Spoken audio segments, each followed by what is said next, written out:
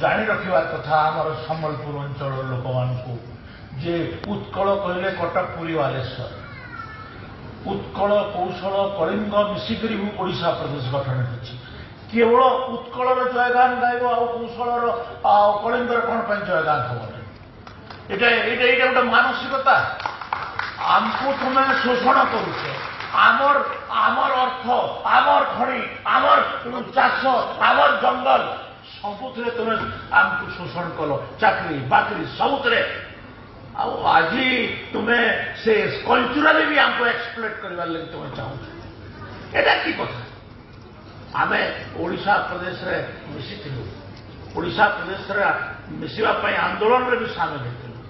किंतु ओडिशा रे मिसिकरी हमर सबुठु बड़ भूल हला आम ओडिशा प्रदेश रे मिसिलु हमर गोटे ऐतिहासिक भूल आ ऐतिहासिक भूल को आम बारंबार कहूँ